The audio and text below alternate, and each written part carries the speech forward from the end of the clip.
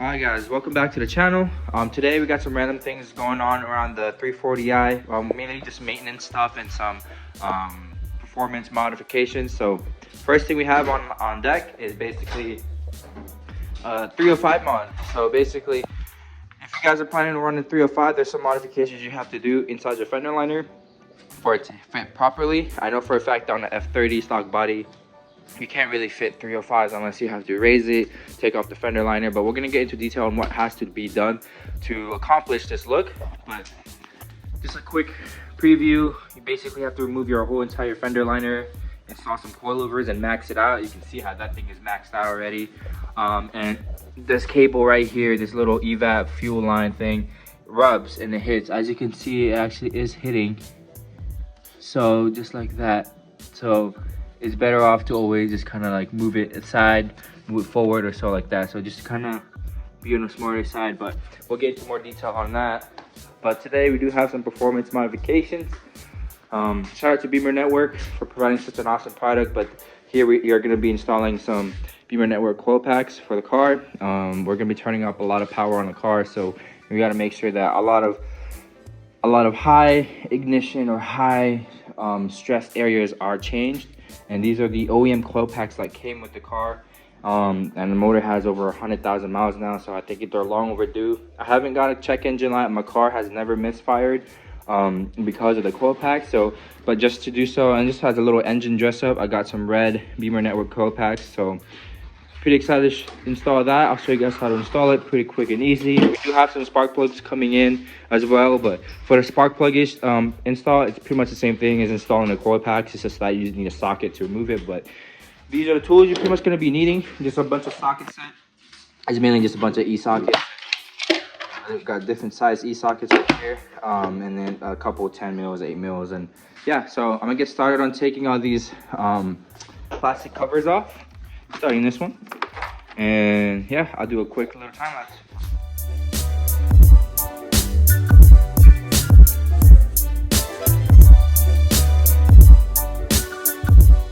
Friends, here's the old one, and here's a new one right here. So pretty much identical, one just red, but internally they're a little different when it comes to voltage. So can't wait to try them out.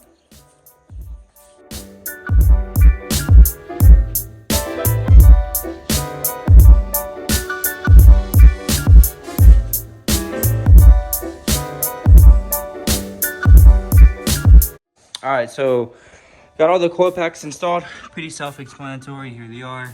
Looks really nice. I think I just need to add a little bit more red around my engine bay because the whole motor or the whole engine bay is a lot of black and gold, and then I don't know where my coil packs are red, so I don't know. But yeah, so that's it.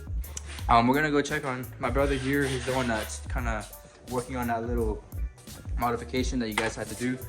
So basically he just finished. Dude, I'll take the wheel off. Yeah, so go ahead and take the wheel off. Man, that's a meaty tire.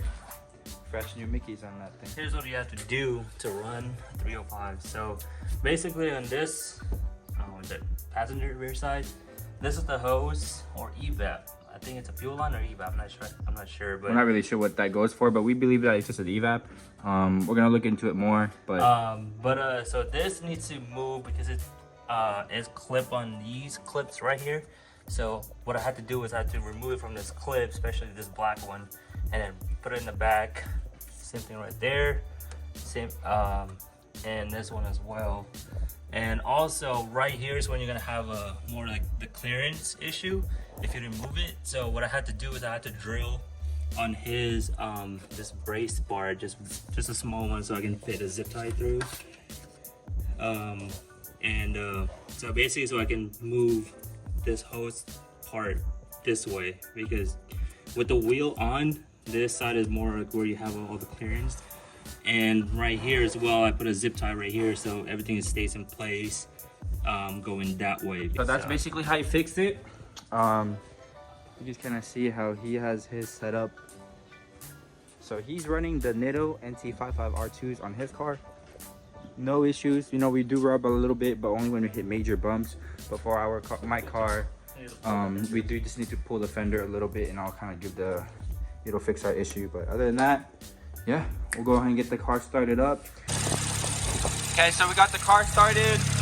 Everything checks out. Brand new coil packs are installed. So we also fixed that little leak back there. I had a leak right behind my rail, port injection rail right here. It just wasn't tight, so I just tightened it a little bit, and now it's fixed. No more leaking. Usually if you put your hand back here, ideally it'd be wet, but it's pretty good now. Pretty dry still, so that's a good sign. No more strong odor of E85 as well. I remember every time you pop my hood after driving, the car would just smell like straight 85, but you don't smell the 85 anymore, so that's always a good sign. But everything checks out. The coil pack's looking good. The next thing I'm going to be changing on the next video is going to be basically my O2 sensors. They're just very clogged up, and I'm getting a check engine light. Not check engine light. My car is sputtering under full throttle. It's leaning out. I think it's just long overdue. The issue just started happening recently.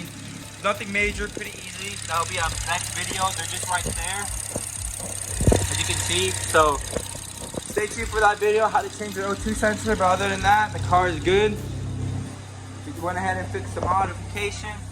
I don't know if you guys can see it, but that cable sits pretty far out from the tire. So even with some rubbing action on the tire and fender, it will never hit the little hose back there. You can kind of see where I rub, but it only happens when I hit a really big bump. But doing the pool, daily driving, never. It doesn't really rub like that. But yeah, so we're gonna go for a test drive. We're gonna go to our local O'Reilly's to see how much their O2 sensors cost for OEM Bosch O2 sensors. But I'll keep you guys updated.